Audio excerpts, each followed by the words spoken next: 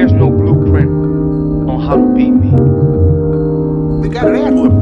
Joe Louis had come out of retirement to fight Rocky Marciano. The man was 76 years old. Your biggest payday is facing me. Without me, you're not getting shit. One down, one to go. Who the fuck is that guy? Allow me to demonstrate the skill of Shaolin, the special technique of shadow boxing. Now that was a great boxer. Damn right. Kill him, buddy. The head will die. I'll leave Frazier fight. What's up, everybody? It's your boy Money Mark coming at you guys on another episode of Two to the Body. I got my co-host, my main, my homie here. I always think of Ace Boone. Coon. I had to say it one time. No, you didn't. I did, bro. Ace Boone Coon, man. You It's really all did. right. Hey, But man. all right, and my put it in boy, context. One Way Renzo. What's going on, guys? How you doing? One Way? Man, I'm doing all right, man. Hopefully the people out there, they're doing all right. We had a very trying weekend for people like me. And by people like me, I mean, if you are too heavily invested in this combat sports stuff, boy, you will have a long Sunday, let me tell you. Thank God the Falcons won at 9:30 in the morning on Sunday to make me feel a little better about myself. Oh, okay. Yeah, you're a Falcons fan, huh? Oh, man, Right. I mean, I'll take what I can get after Saturday. Okay. Well, all right. Well, kicking things off, you know how we do things. We do things round for round. That's how we do it over here at the Two to the Body podcast. So taking off the first round, 2 weeks prior to this weekend, we had a classic matchup. We had Volkanowski versus Brian Ortega. Now, in this fight, this is the culmination, or I guess the finale of the the Ultimate Fighter competition. Every time I see Tough, I think Tough Enough, WCW or WWE, WWF or WWF or whatever. I think wrestling. I don't think MMA. Well, in this bout, we're looking at the Ultimate Fighter Championship, which is, of course, the competition that the UFC has to, of course, bring up and coming new fighters. And introduce them to the media public, essentially. And every fight, every season, there's always two coaches who end up fighting at the end of the season, essentially. So usually they used to be the main event, but seeing as this is a pay-per-view caliber match, Brian Ortega versus Alex Volkanowski, this had to be on its own separate pay-per-view. Now, mind you, the pay-per-view itself, it was a great pay-per-view. We got to see Nick Diaz, and we got to see Robbie Lawler. We got to see Valentina Shevchenko step into her Bond villainous and just take out Laura Murphy. And the main event, we were treated to an excellent card, an excellent fight. We got to see Brian Ortega fight Alex Volkanowski. Now, prior to this, Alex Volkanowski, not because of who he is, because Alex Volkanowski does, of course, come from the Netherlands gym that also has both Dan Hooker and, of course, Israel Adesanya. Volkanowski was popular until one fatal matchup. He fought Max Holloway, and he beat him twice. And he barely beat him twice. And that, of course, the first fight, I think he decisively, people say he won. The second fight, a lot of people say Volkanovski lost that fight, which, of course, Max Holloway is a fan favorite. I personally like Max Holloway because he has nice sneakers and he's a good fighter. So, hey, I'm not a good fighter. I liken them to myself. I have decent sneakers, and of course, I like, I think I got a decent right hand. But anyways, so this fight, of course, was one of the classics. Brian Ortega, in I think the third round, secured a check hook, right hook, which then led to a mounted guillotine, which is like a reverse. Typically, you see the guillotine with the opponent underneath. The mounted guillotine, that's when you're on top, legs wrapped and everything. If you don't know who Brian Ortega is, he is a jiu-jitsu specialist that comes out of the Gracie. He trains with one of the Gracies. The guy actually has the last name Gracie. So his submissions, his jiu-jitsu is world class. World class. And it showed. got him. Typically, I think he has a 70% like success rate once he gets one of these holds in. Sunk him in, locked him in, and didn't submit him. And it turned out to be a very classic fight in and of itself. Kind of got beat up for the next round after that, and then came back and actually took the 5th round. Still lost the fight. Some say the doctor should have probably stopped the fight because he wasn't getting his questions right. But nonetheless, whatever. We got to see a great show. With that being said, and with Brian Ortega being gone, now the question remains, what is next for Alex Volkanowski? What is there? A multitude of different fights have kind of appeared. Of course, Max Holloway will be fighting Yair Rodriguez for the number one contender spot. And now, of course, we get Triple C, aka Henry Cejudo, rearing his ugly head and asking for the fight for Alex Volkanowski, which he's asked for several times. He's asked that's a fight he's consistently asked for. Many are speculating that may be the fight to make. Dana White himself is kind of dismissive of the fight, or so it seems. We don't know what's going to necessarily happen. What's your thoughts on this? What do you think Volkanowski will end up doing, or what do you think Volkanowski should do? Hopefully, Volkanowski gets that Henry Cejudo fight. Me personally, I am tired of Henry Cejudo calling out all these guys as soon as they win belts. Now, mind you, yes, this man is a double champ in the UFC. Yes, this man is an Olympic gold medal winner. But there's guys out here that can beat him. This is MMA. There's always guys out here that can beat you. And if you barking up the tree that is Volkanowski, then that shit right there is going to fall on you. And I hope it falls on Triple C so we can get this out of the way. Hopefully, well, I'd say the only hiccup to this fight is not Volkanowski, but Cejudo is probably not under contract with the UFC right now. Well, I think he's legitimately retired, but hopefully this fight, brings him out of retirement and he puts himself in a position to go right back into retirement. Man, Volkanovski is no joke. We just watched what he did to Max Holloway, and then we watched what he did to Brian Ortega. No, he didn't whoop Holloway's ass like he whooped Ortega's ass, but he whooped that ass nonetheless, and that puts you in a different category of fighters these days. And Volkanovski just seems to have hit a perfect stride right now, bro. Like, he's really out there whooping ass. Like, this is the second time we've seen Brian Ortega lose an important fight of this magnitude in this way. Like, I'd like to know what's next for Brian Ortega, to be honest with you. Yeah, that's actually a good question. I think for what's next for Brian Ortega is out of the move up. I think that, so as good as that fight was and the good of the ass whooping he took an even worse ass whooping against Max Holloway. So at this point, it's more so because of the fact that he wasn't able to do anything to Max Holloway. At least in the Volkanovski fight, while he did get a bludgeoning, he was able to do some things. He was able to mount some offense. He definitely won in the 5th round. He definitely won that 5th round. He definitely was able to attack and establish his jiu-jitsu. Against Max Holloway, he wasn't able to do none of that. None of that. And Max, honestly, I think his last fight, he seems like he's gotten better. He seems like he's gotten, which is hard to believe, but he seems like he's gotten better. Like, he stopped sparring and he's just better. Yeah. Like, he's over here talking to the announcers while outboxing his opponents. Hey, man.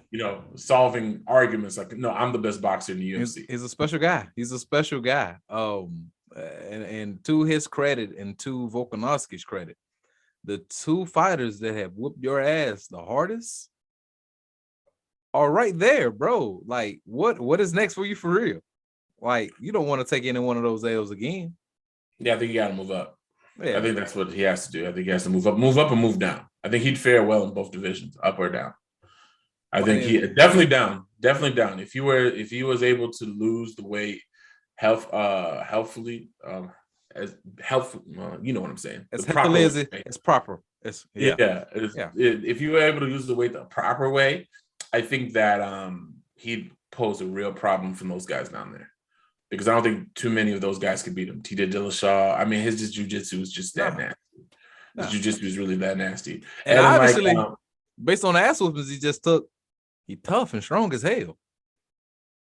And his striking is not bad. No. It's just that he, you know what I'm saying? Like, you got Volkanowski, who's over here training over there, is doing his hand-to-hand training over there at City Kickboxing. And those dudes are pretty much boasting some of the best strikers in the UFC. I mean, I think during the fight, I mean, Danny Cormier was saying that they pretty much revolutionized like the feint game. Yeah. Like their feints, because there's, and it's like, you don't have a solid feint unless someone's worried about what could come after the feint, right? Yeah. So their striking is so precise and so scary that opponents now are just worried about engaging them, because it's like, okay, if he does something, I'm going to catch like a foot or an elbow or a punch to the face or whatever the case may be. So that's why he get lost to that and out. And then, you know, I mean, Max Holloway is Max Holloway. So it's like, I don't think anybody in that division down there, like, I don't think if TJ Dillashaw was to move up, he'd be able to beat Max Holloway or Alex Volkanowski. And TJ Dillashaw is pretty much, TJ Dillashaw and Peter Yan are pretty much the best fighters in that division. I would have to agree with you, man. Right? I would have to agree with you. There's no, you get no backlash from me with that point right there at all. Like, if TJ Dillashaw can't be Max Holloway or Alex Volkanowski. I'll say he's in a perfect position to be anywhere he is other than the current weight class. The current weight class. I mean, anywhere but where he is right now would be okay for Brian Ortega, because, like I said, the two top guys, it's amazing. But the two top guys, jiu-jitsu who? Okay, whatever. We ain't give me an opportunity to use that. I mean, to his credit, he might be a champion. I honestly think if he moves down, he might be a champion, because, like, what is Corey Sandhagen gonna do to him? That's what I'm saying, bro. And he look real frail, doesn't he? In that weight class, of course, Sandhagen fighting in, he looked real frail. I mean, I just don't think, like, so I think the weight might be too much for him, but I think if he moves down, like, I just don't really see, like, what can anybody else present to him that he has not seen. He survived all of those fights. I don't think, did Max finish him, or did he make it to the final round? I think he made a decision. I think he made it to a decision, but he got his ass, like, clearly, like you're losing all the time. Yeah, you probably shouldn't. Your trainer doesn't love you. He should probably throw in the towel. You're real. Oh my God, you're really tough. It's like watching the Nick Diaz fight. Oh my God, you're really tough. You're not gonna get knocked out, are you? Look, he sent Frankie Edgar down there. Frankie Edgar did decent down there. Yeah, I mean, Ortega outstruck Frankie Edgar, and then the next fight we saw Frankie Edgar in that division. So maybe that's where Brian needs to go. It's a thing, bro. In my opinion. It's a thing. But as for Volkanowski, I would be remiss, because I was one of the individuals that felt, even though I liked Volkanowski before he fought Max, I felt that he was kind of a champion because, you know, Max, and, you know, he didn't beat Max, or I felt like he didn't beat Max the second time. With this, it's like, okay, dude, at this point, you see something like that, because, like, look, we gotta give credit for Max for never being in that position. Yeah, but Max is structured physique-wise very different than Volkanowski. You know, Max is a taller individual. He has a longer reach, and then he's a precise striker. So it's like getting inside of him is probably a problem, you know, it's an issue. Whereas for Volkanowski being smaller, I mean, you know, being shorter, he's more susceptible because he has to try to get in. He's more susceptible to getting hit by a check hook like that. It was really the check hook that got him in that position. But, you know, Alex Volkanowski getting in that position, being smaller, getting hit with the check hook, getting pretty much strangled, not tapping out, and then getting strangled again in the triangle, not tapping out, and then winning that round afterwards. It's like, all right, dude, like, yeah. Yeah, dude, like, yeah, you're a champion. So I think that with this showing, him and Max, the trilogy, the final fight would be a good fight. It will generate a lot of income. It's going to generate a lot of interest, and it's going to be like a major deal. I think Henry Cejudo, I don't think the Henry Cejudo fight is going to happen until he beats Max again.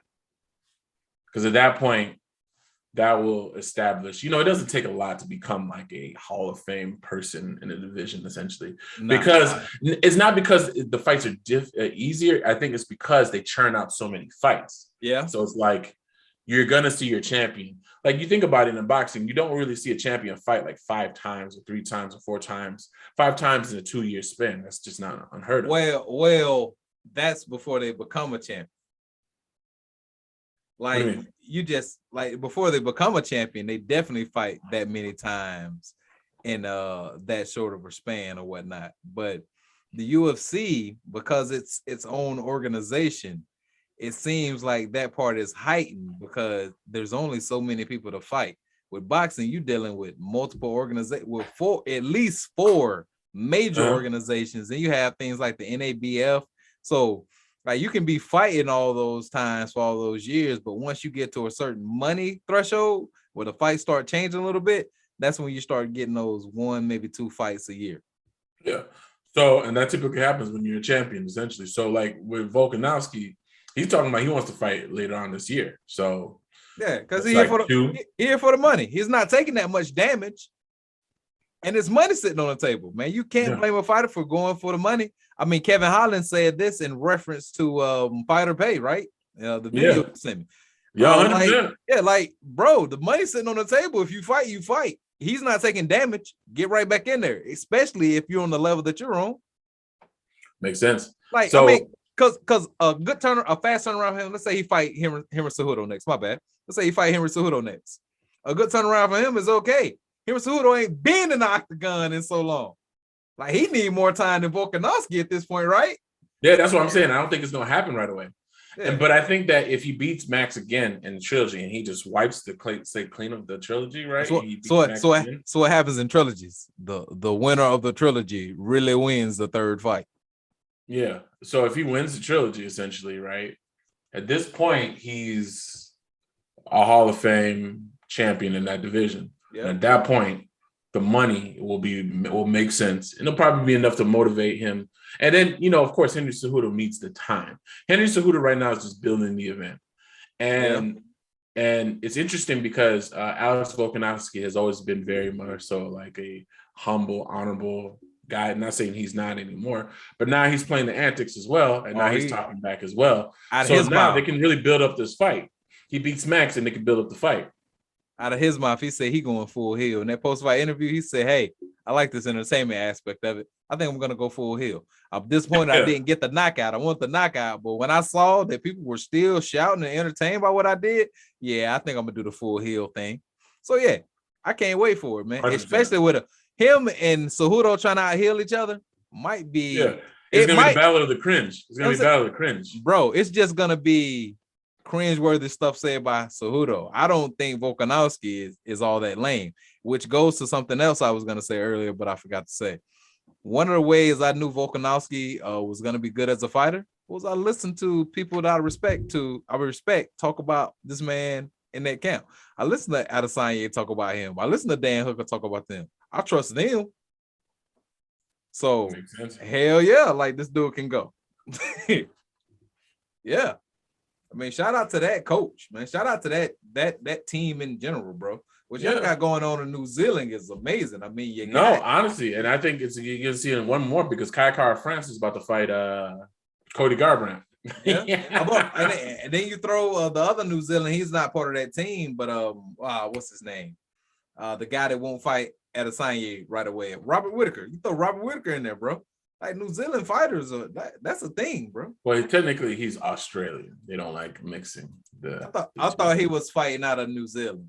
No, he's fighting out of Australia. Him and Volkanovski technically fighting out of Australia. Okay. Volkanovski trains at City Kickboxing. He does he splits time at City Kickboxing. But I mean, Eugene Berriman was his was in his corner. He was telling them what to do against Brian Ortega. So you know what I mean. Yeah, I got you. Yeah, 100%. I think ultimately they need to do if they're gonna do another Ultimate Fighter, it either needs to be Jorge Masvidal and your boy Kobe Covington, or Adesanya needs to have a Ultimate Fighter against somebody. Hey, I like to see it, bro. I think that's what shot Conor up, in my personal opinion. His appearance on the Ultimate Fighter, and like the trash talking he was doing with Cody Uriah Faber. Him and Cody Garbrandt. And they're like, yeah. Cody Garbrandt started right. What Like, you gonna do? oh shit, who is this little motherfucker trying to fight Conor? I like him. I like him. Who are you? Yeah, what you gonna do about it? Yeah, bro. The Ultimate Fighter has produced some good stars, man. That is probably one of the best sports related shows that is beneficial to said sport. You know, like you look at Hard Knocks in the NFL. Hard Knocks is amazing, but a lot of the information you get, you really don't want that information. You really don't know. You really don't want to see these dudes get cut and all that stuff like that. Nah. Although they get cut in the UFC, they get cut after they get beat up. Like it's a worthy cut. You know what I'm saying? Yeah. It don't matter if they know the playbook in the UFC. You just got knocked out. You can't fight over here. You know, you just can't do it. Yeah, but NFL, it'd be personality stuff, man. See Brian Gruden. Yeah. We're not gonna talk about. All right. With all that being said, I think that concludes my run. One way Renzo, where we got round 2. Hey man, round 2, man. We're gonna go right into it. We actually had one of the greatest fights in recent memory as far as the heavyweight division is concerned. We had the end of a trilogy. We had Tyson Fury versus Deontay Wilder for all the marbles, or for at least 2 marbles, which are the WBC belt and the important to me lineal heavyweight championship of the world. The lineal heavyweight championship of the world can be traced back all the way back to John L. Sullivan, man. That is in the 1800s or something. And since that day, you can put forth who is the actual heavyweight champion.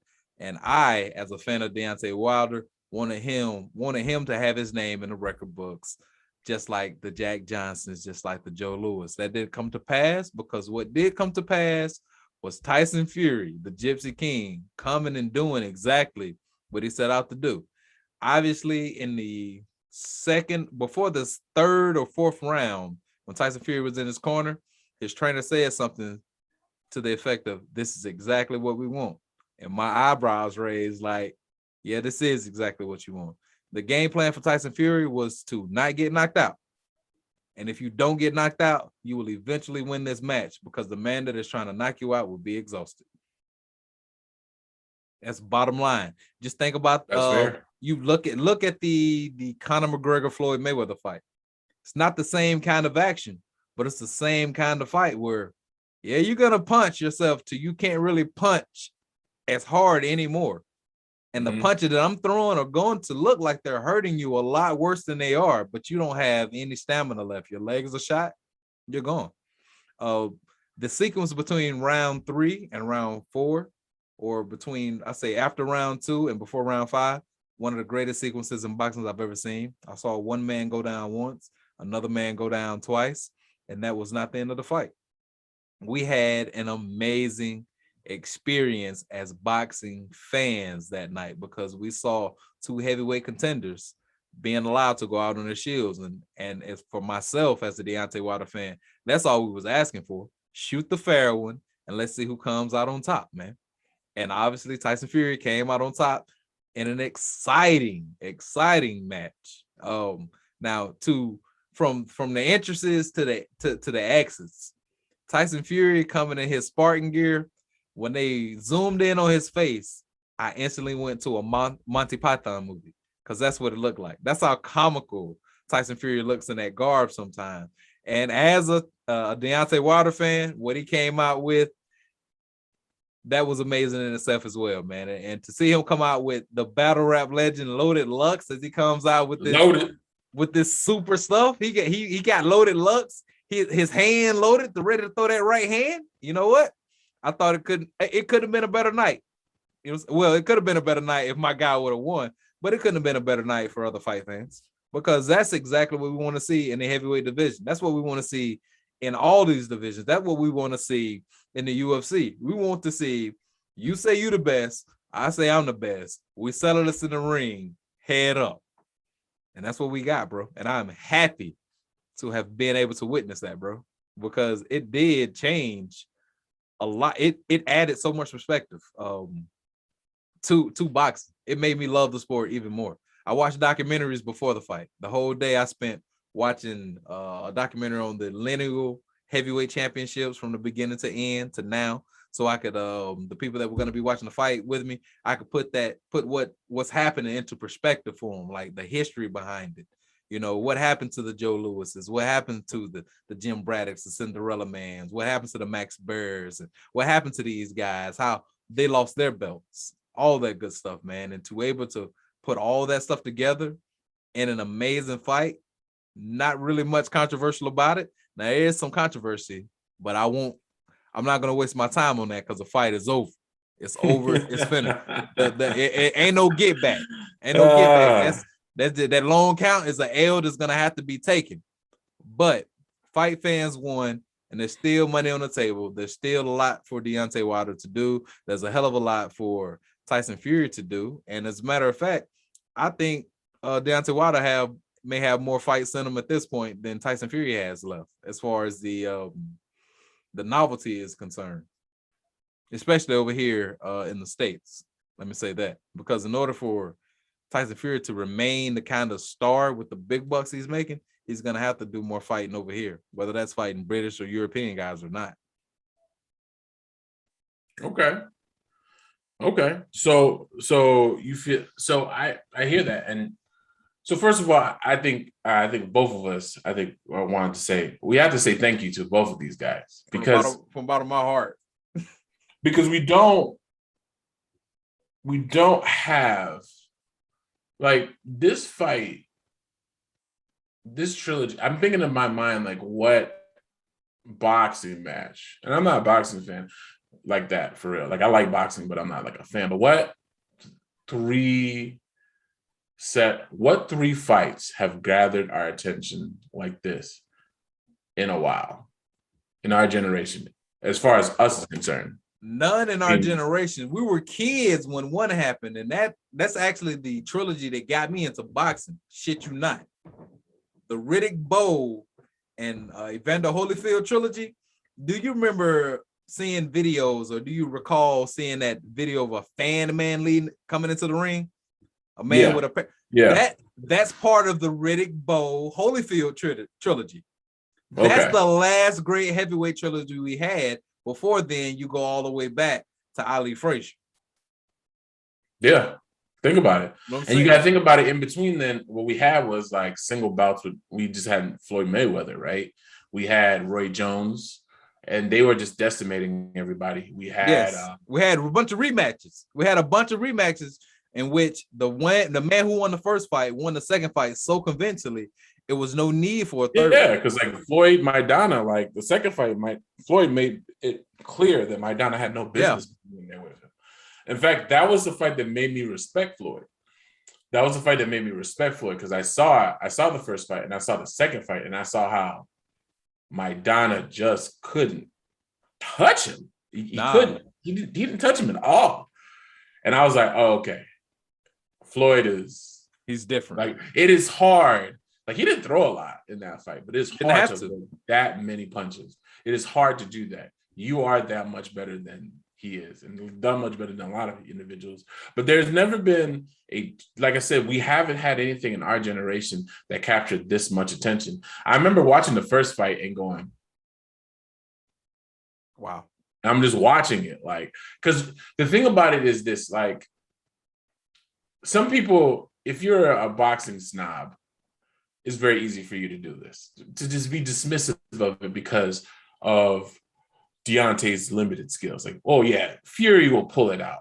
But watching it, and if you're truly honest about what you're watching, it is just tension the entire time. You can tell that Tyson Fury understands that I might go to sleep. Good of a boxer. I might go to sleep. Yeah, he understands that if I do anything wrong here, I'm going to sleep. Something's gonna happen. From the first fight to the second fight to the third fight. He understood what was in front of him. And one of the things you have to give Tyson Fury, I mean, I went for Deontay Wilder because, you know, he's from Alabama. I went to Alabama A&M. I mean, you know, he's black. It is what it is. Shout out to the maroon and white. Yeah. Shout out to the maroon and white. I see. Yeah. So, you know, but I like Tyson Fury. I like what I saw when I saw Tyson Fury fight. And it's like, I think it's one thing. I think, you know, with Deontay's going to catch a lot of slack. I think Haha Davis did a whole he's fighting, and the memes are starting or whatever the case may be. Nothing that you pay attention to one way, but it's already starting to happen, right? And it's like, I think people need to understand that even after he won the third fight, he said, I always said that he is the second best heavyweight. No one else can beat that man. No one else can beat that man. Besides me. Yeah.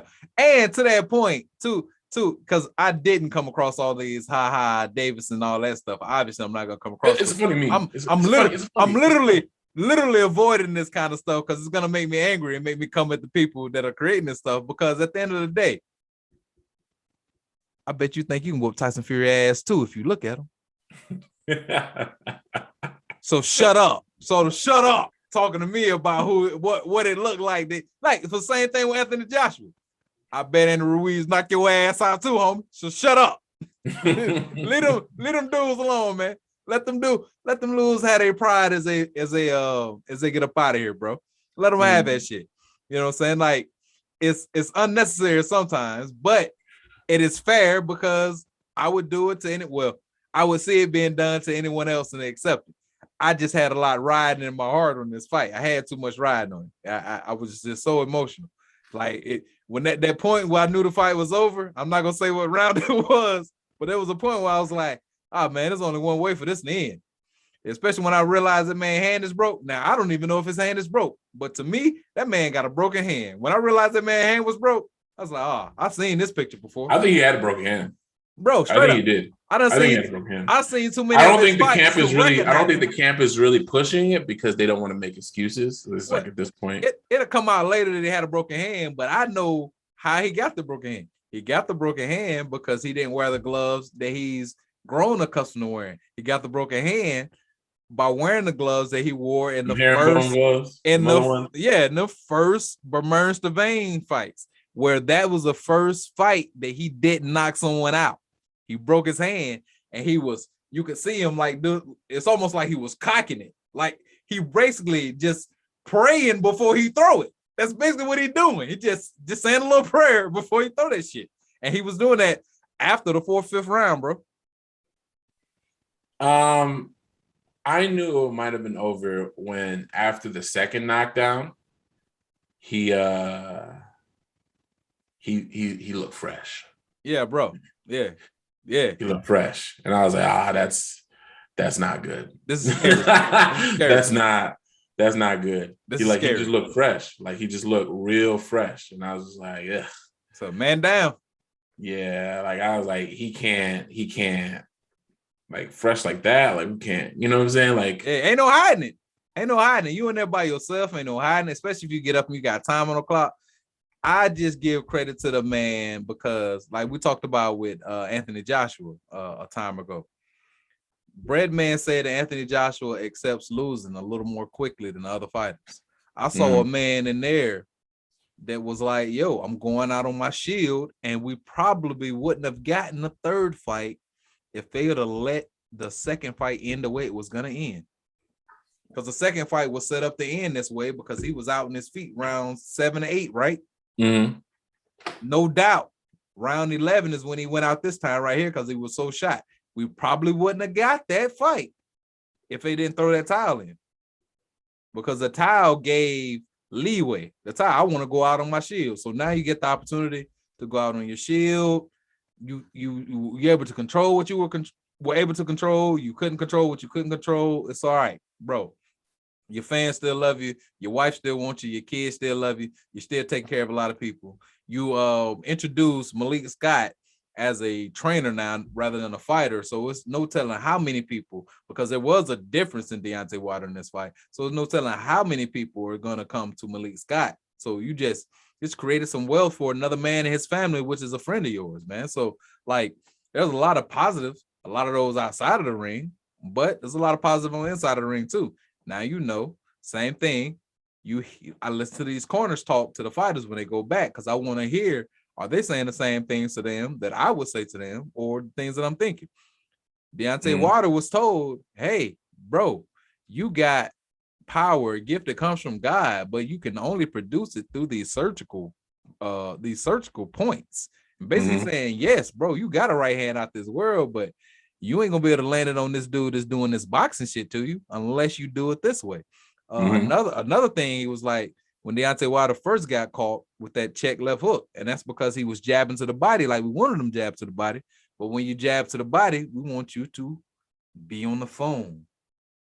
Yeah. He's not on the phone. His corner told him, say, hey, you got to be on that phone. You got to be protecting yourself from that stuff. You can't get lackadaisical, because that's how someone like Tyson Fury, who downloads data on the fighters that he's in the ring with, that's how he does that shit. Well, let me ask you this then. What is your thought process on the weight not fairing Deontay Wilder? After watching the fight and thinking about how he did the weight gain was great. Where the weight was ended up not being where it should have been. Where the weight was ended up not being beneficial. Where the weight should have been would have fared him better. Because yes, you can lay on your back and press up someone that weighs what Tyson Fury weighs. That's not important when someone is leaning on you. Can you squat that nigga? Bottom line, right? That's a fair point. Can you squat that nigga? Like, what do your legs look like? What did you do as far as strengthening your legs? Can you squat down a little bit and explode that nigga up off of you? Can you do that? Because that's part of it too. And you know what I'm saying? And a lot of dudes skip leg days. They'd say leg day is the worst day. You know what I'm saying? If he's not weightlifting like that, leg day is the worst day. Honestly. Yeah, but that's the only issue I have with the weight gain. And you could say that it zapped his energy a little bit, but I mean, we just saw him go 11 rounds, or 10 rounds, basically, with Tyson Fury. So it didn't affect it as much as previously thought, because his legs were shot after that first knockdown. That takes your legs from him. Basically. 100%. Well, I mean, honestly, like I said, I think it was a great fight. Absolutely. I was glad that I got a chance to witness it. I would say that Tyson Fury is exactly who he said he is. Yeah, man. The question now is, who's next? The question now is, what heavyweight boxer out there is born from a mother who had a C-section? Because Tyson Fury on some Macbeth shit. Tyson Fury said no man born from his mother's, he said a different word, but no man coming from his mother's vagina, basically, essentially, can beat him. So I went straight to Macbeth, because I am a student of literature. And in Macbeth, when that dude said that, I know he got killed because the dude was born from a dead woman. They basically cut him out of his mother's stomach while he was dead. So what boxer out there that has been born of a fucking C-section that is waiting for Tyson Fury to be like, I wasn't born from my mother like that. I got your number, cuz. And as crazy as that shit sound, Mark, I'm telling you, that's some poetic shit. That shit's actually gonna happen. What if we find out? What if we do some Googles and find out Alexander Usyk's mother had a C-section? The fight's over. But do you think Usyk can do it? Oh yeah, Usyk can do it, because Usyk can box. Usyk can box, and Usyk can box as a heavyweight. I think Usyk can do it for those simple things. Like, Tyson Fury is not going to go in there with a game plan to knock out or get knocked out, because that's the wrong game plan to go in with against someone like Usyk, because styles make fights. He's going to have to do a lot of that leaning, but Usyk, especially being a southpaw, is definitely going to be able to get away from him with a lot of that leaning. And with it being two guys, one from the UK that is a Gypsy and one from the Ukraine, it's a lot of stuff is not going to be able to, it's going to be a super fair fight. So a lot of the headlocks that are followed with supreme uppercuts aren't going to be able to happen as much in this fight. Not only because the referee is not going to allow it to happen, but Usyk, a master boxer, is not going to allow himself to be in those positions. So he has a great shot if his mama had a C-section. If she had a regular birth, Tyson Fury gonna whip his ass too. Until William Shakespeare tells me who is there to beat Tyson Fury, no one is there to beat Tyson Fury. Because at this point, Tyson Fury lied about everything until he get in that boxing ring and he tell you what he is and what people are not. Yeah, I think I look at it and I just think that I feel like Tyson can wrap it up and go do other things, like go do celebrity, whatever, or make like stupid money doing whatever else he wants to do. I think that my issue that I have, and I know I know what you're gonna say about the money that he gonna make in the European circuit if he like fights Usyk and makes no. I'm just saying Tyson Fury has to fight for at least a few more times for the health of Tyson Fury. Tyson Fury is not the type of guy that can ride off in the sunset and it'd be a good story. Oh, okay. Well, he ain't. I didn't consider that, bro. We've seen this Tyson Fury story before. Like, it's another thing about this trilogy. This shit is basically Rocky. Consider Apollo Creed's character and consider Deontay Wilder. Apollo Creed called for anybody to fight, any bum off the street. Give somebody a chance. I'm whooping everybody's ass. Mm-hmm. So he ended up calling someone who ain't fought in about 2 years, was like 400 pounds. And he came back with this Rocky story. And then within, I'd say, let's see, 2 fights with Deontay Wilder. They got the Otto Wallin, the Schwartz fight. Within about 4 or 5 fights or 4 or 5 movies, he become champion forever. Much like a Rocky story, bro. He just like Deontay Wilder, Apollo Creed, man. And the man was named after Mike Tyson. And to that point, the man might have another baby, and we might see the birth of the greatest heavyweight championship baby name of all time. What? What if he named his baby Wilder Fury?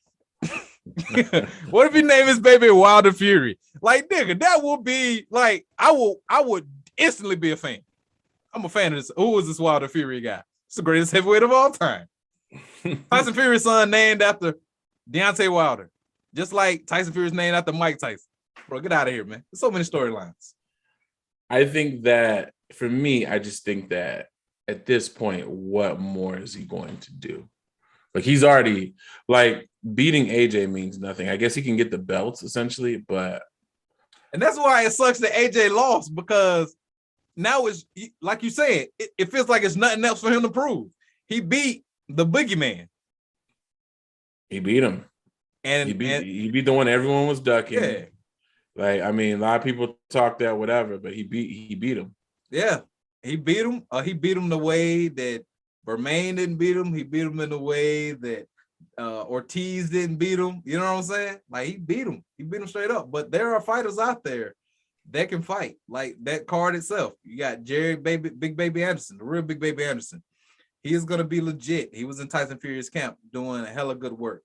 You have Frank Sanchez that was on that card that is a legit good boxer as a heavyweight. He's from the Cuban School of Boxing.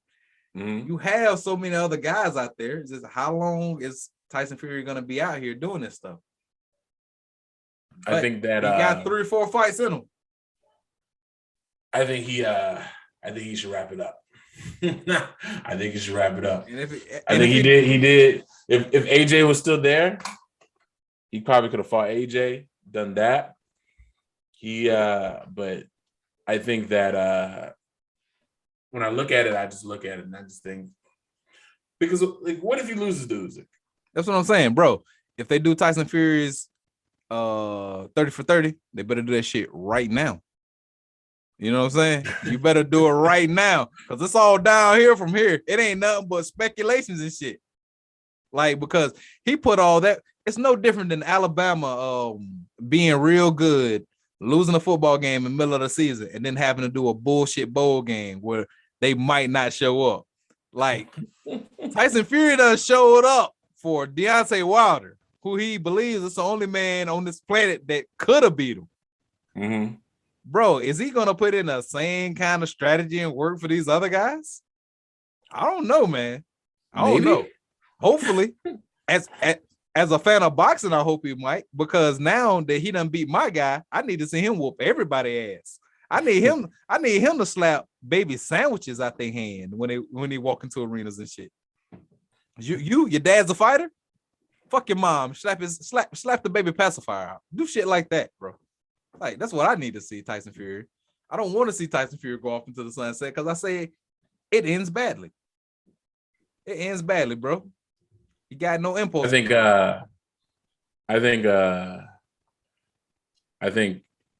you're right to a degree. I just think that you're right, but I just feel like for him, he didn't climb to the mountaintop. And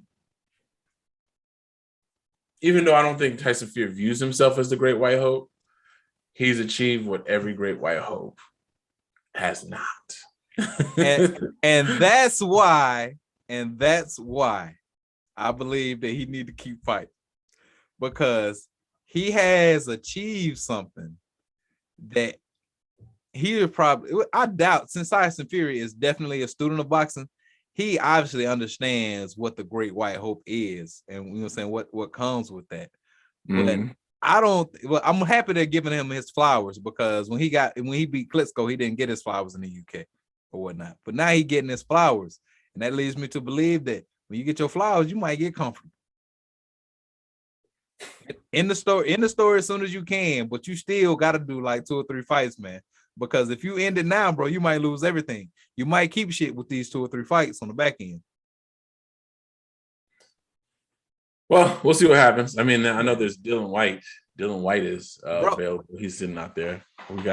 He said some amazing things. He himself said Wilder put the weight in the wrong places or whatnot, and he was expecting a different fight, but he accepted how the fight played out.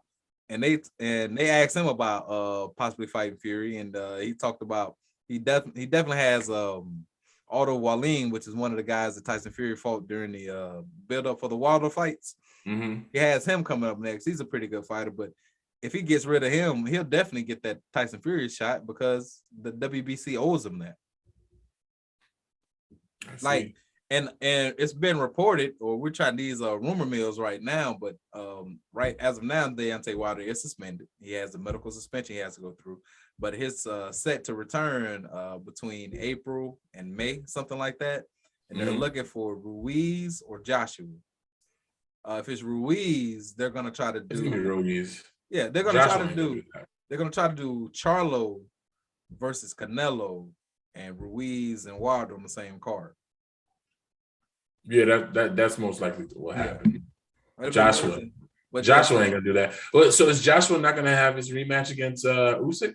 Does he not have a rematch clause? I mean, he does have a rematch clause, but he could accept some step aside money. Joshua might do it.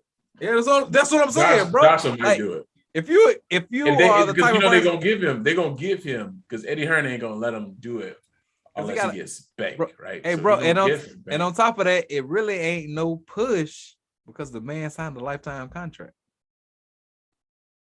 His contract ain't a set number of fights. His contract ain't a set number of years.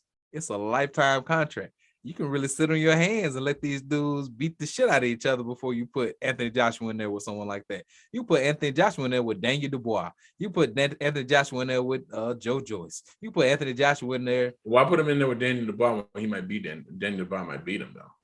See, that's the thing. Daniel Dubois has already been seen quitting. So, yeah, bro, when he fought Joe Joyce, he definitely made a conscious decision to stay on that knee. Like, I noticed it. I picked up on it. Like, he got his eye socket broken, yes. But you clearly saw in that fight that punch made you go down. But it didn't have to make you stay down. Because it's clear. You know, you see the twinkle in the eyes. You thinking about this. How much time left? Damn, I got this shit for 8 more rounds? That nigga strong. 8? That nigga strong, bro. Time out from the game. Yeah, we'll go ahead and run this out. I can build myself back up. But to that point, He did have his first fight recently over here in the States, so that's what they're gonna use to build him up. Gonna build him back up, man. I appreciate it. But there are plenty of fighters out there for Deontay Wilder. There are plenty of fighters out there for Anthony Joshua, because it's important to have these Andy Ruizes, the Chris Areolas, the Oscar Riveses, the Otto Wallins, the Tom Schwartz, the Alexander Usyk. Now he's a champion, so I guess we throw his name out of the hat. But the Carlos Takams. It's important to have all these random heavyweight guys. What's his name? I just forgot his name, but he's dang. But he lost his belt to Anthony Joshua here not too long ago. So there are plenty of guys out there for some good fights. So we might not see the end. We've seen the end of the Tyson Fury Deontay Wilder storyline, but we still have the Tyson Fury Anthony Joshua storyline. You know, Anthony Joshua is allegedly a better boxer than Deontay Wilder, so the fight might be a little different. Styles make fights.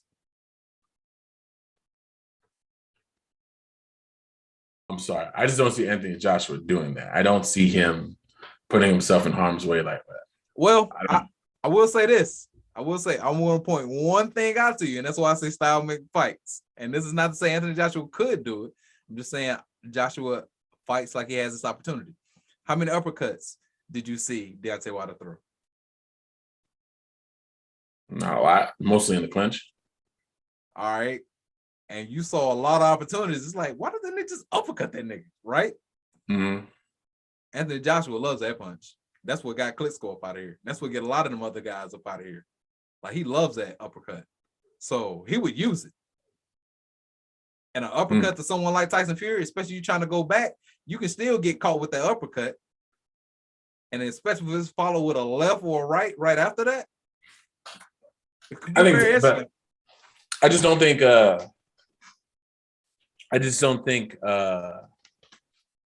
I don't think Joshua has it. Me either. You know what I'm saying? I think he's number 3. I like Joshua a lot, actually. I just think he's number 3. I just don't think, because my issue with it is that I just don't see, like, Joshua has power in his hands, but Joshua gets hit. Yeah. Joshua gets hit. Right. We saw Deontay Wilder has a pretty solid chin. He's a pretty solid chin. He doesn't really get knocked out for real. I mean, Luis Ortiz hit that man pretty hard a couple times. And the man was just knocked out by someone that is 6'9", 277 pounds. No matter how soft he punches, that's hard as shit. Yeah. So, I mean, Deontay Wilder has a solid chin, but he got him out of there. he got him out of there. So it's kind of like, and he's not robotic like Klitschko. So it's like he's fluid. So it's like, so whatever, like, it's going to be very hard, I feel. Like, Tyson Fury avoided Deontay Wilder's nuclear bomb for, 11 rounds? I think he got hit. He got stepped on. I mean, they say that one knockdown may not have been a knockdown, whatever the case may be. But, I mean, let's just say he didn't get caught flush for 11 straight rounds. And Deontay was throwing. So it's kind of one of those things where it's like, I just really find it hard to believe Anthony Joshua. Yeah. It's hard. We know Anthony Joshua is not going to outbox him. We know that's not going to happen.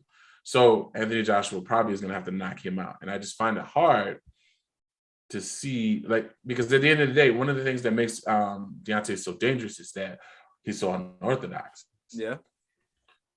So his punches don't come from traditional places. Anthony Joshua is a Olympic he came up through the amateur program. Know what you're going to do. We know how you're going to do it. Hey, man, look, at the end of the day, we have an opportunity. Well, let me say it this way. Deontay Wilder has done his ancestry.